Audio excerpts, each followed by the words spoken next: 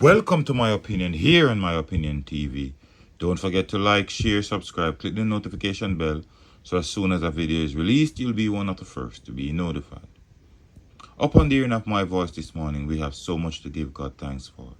So many people went to bed last night with the dreams and aspiration of getting up this morning and are not numbered among the living.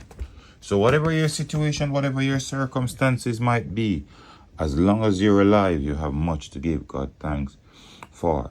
Remember, you can join our WhatsApp group at 876-892-2079. That's 876-892-2079. And that's where we put exclusive videos, exclusive pictures, and lots more on our WhatsApp group. Now, our attention goes to St. Thomas. And first, I must apologize for not bringing you my opinion. I had severe internet and phone issues. That's why I did not get a chance to post my opinion. According to the Gleaner, the St. Thomas police have halted the demolition exercise being carried out by a team from the Parish Municipal Corporation at the Lodge James Lodge premises in Morant Bay. They say this is to facilitate further investigations into the discovery of some 7 skulls and several other skeletal remains believed to be of humans since the start of the activity on Sunday.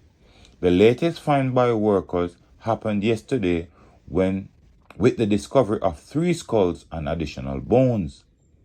Head of the St. Thomas Police, Deputy Superintendent O'Neill Thompson, told the Gleaner that the police had taken a vested interest in the matter. There are calls for further investigations into the scene.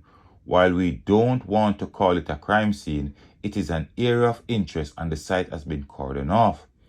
Thompson said the police are yet to identify persons of interest. He said postmortems have been ordered. The property's caretaker, a former officer of the St. Thomas Fire Brigade for more than 30 years, who declined to have his name published, has said while he was aware that the building was due for demolition, he was surprised at the grisly discoveries. An elderly resident who requested anonymity said that she recalled 3 large operations from the space, 2 of which have been defunct since the 1970s. The third, she said, was shut down about 7 years ago. Demolition workers have found documents they said have glimpsed in the lodge operation at the building in the 1970s. Now, a lot of persons are very skeptical about lodge groups. And how many times in Jamaica have we heard of people gone missing, never to be found? And you know what makes this situation even more dicey? This lodge building is right across the road from a police station. Now, with the demolition of the building, 7 skeletal remains have been found. And it seems as if the more they continue to demolish these buildings, is the more they will find. Now, nobody who was a part of the lodge did report anything to the police.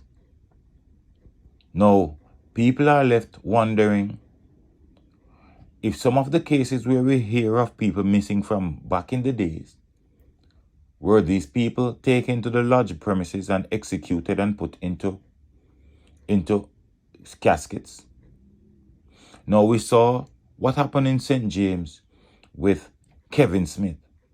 Even though his operation was not the lodge, but we see how people are easily swayed into religious practices that eventually can take their lives and nothing come out of it.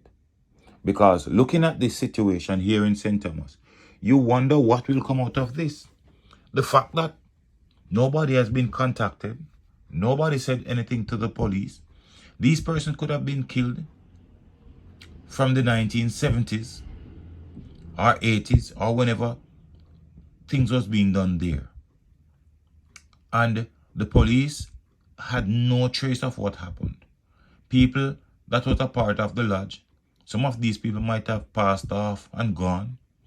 Whether these persons were murdered, or these persons died of natural causes and their remains brought to the lodge is left to be seen. But so many things have been happening in this country called Jamaica. Now, maybe this is one of the reasons people used to say St. Thomas Obia is strong. Maybe this is one of the places that it was practiced.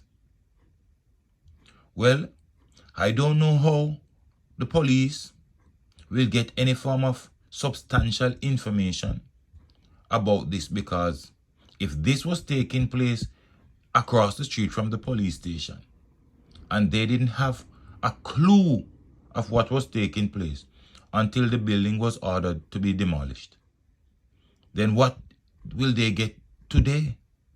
What will they find out about all those things that took place in the building, unless while demolishing the buildings they find documentary evidence with people's name, people's address? And I doubt they will find anything like that, because most of the time when places like these get defunct, the first thing they do is remove all important documents.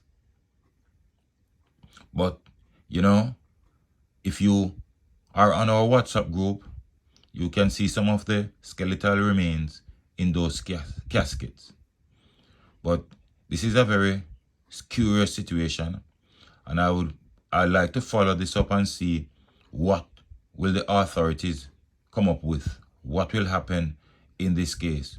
Will the police find any clues? Will the post-mortem say anything suspicious went on?